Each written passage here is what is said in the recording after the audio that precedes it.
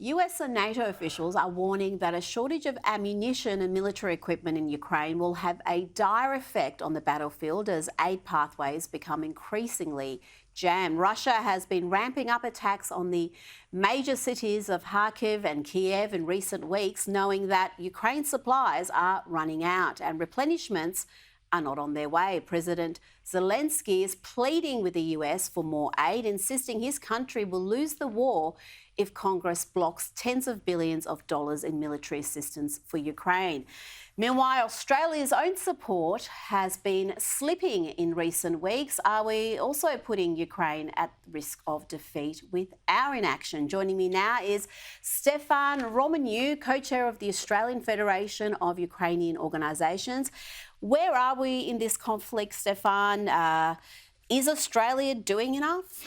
Look, I think we've got to balance this thing. Up until now, we've had support from the Australian government. I think the positive part about it is we've bipartisan support. But at the moment, we're calling for more support. And I think President Zelensky understands that the international community has to do more. So our call out to the Australian government is, thank you for what you've done, but there's a lot more that has to be done now.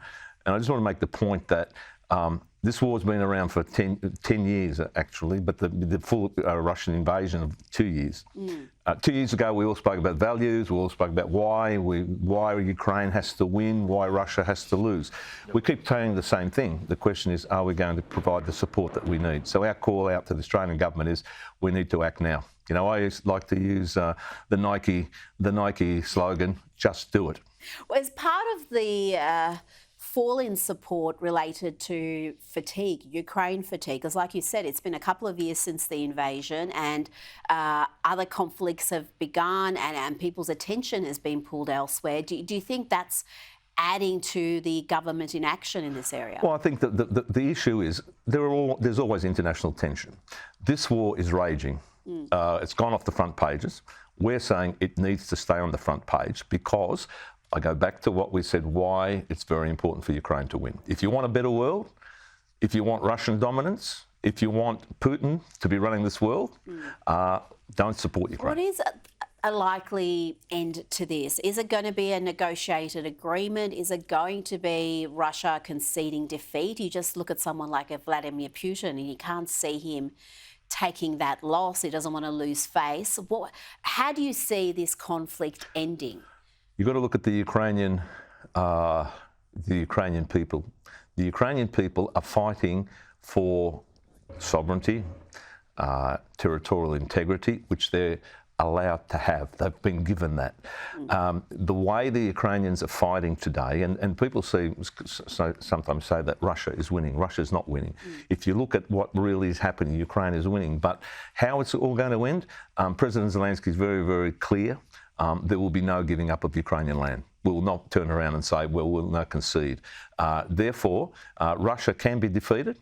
It can be defeated. But the US, Europe, the Five Eyes, they have to stand up. And what does it mean? It doesn't mean just do it in terms of, yes, we support. You have to act. And that's why we're calling out an Australian government. I mean, we have decommissioned things that we could have Abraham tanks. We have things we could be sending. We had the Taipans. We could have sent them. So we've decommissioned them. We've got no use for them. We've got no use for them. We could send them to Ukraine, but we're opting not to do that. Well, the Department of Defence has to make a call, and we're saying, you know, there are things that you can give Ukraine now. Ukraine, I mean, I can't speak on behalf of the Ukrainian government, but I do know, I've spoken to the ambassador, I spoke to people in Ukraine.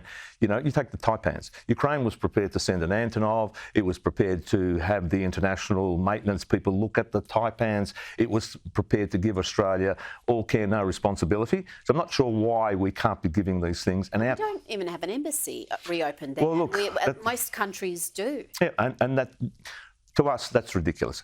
I know the argument, and I think I spoke to you the other day about this. There's some legislation that the Secretary of Foreign Affairs, you know, there are the only people outside of Kyiv now in Poland are those who are pro-Russian. So all the allies, you know, for example, the UK, the British, they didn't even leave. So they never closed their embassy. They never closed their embassy. And all the other allies are open except Australia. And if you look at where we co-share, the Canadians are back. So we just don't understand it. And we know that it'll be far more effective to have an Australian diplomat on the ground talking face to face instead of Zooming. So our call out, the Australian government is, let's be realistic about this. There is absolutely no reason for logical reason. There might be some legal, but no logical reason for the embassy not to be back in Kyiv. And we've got embassies in all sorts of dangerous parts of the world, so it seems odd that we've opted to go down this road. Now, last month, the Ukrainian ambassador blasted the ABC's Ukraine war documentary.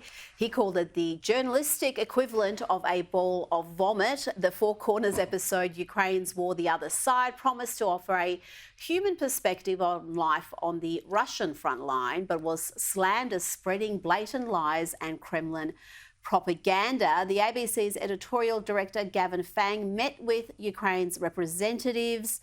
Give us the latest on that. Has there been an apology? Will they withdraw the program? What has been the outcome of those discussions? The Australian Federation of Ukrainian Organisations, we met with the ABC.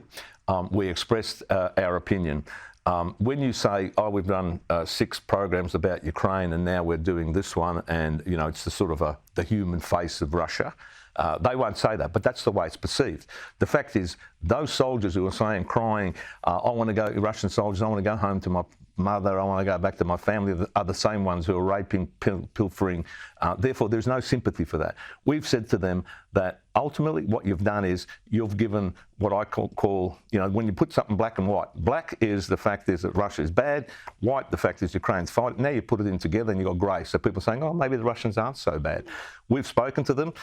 We have also given them what we call some remedies. We're talking to them now. For example, we have a showing here of 20 Days in Mariupol, the one that won the Oscar Awards.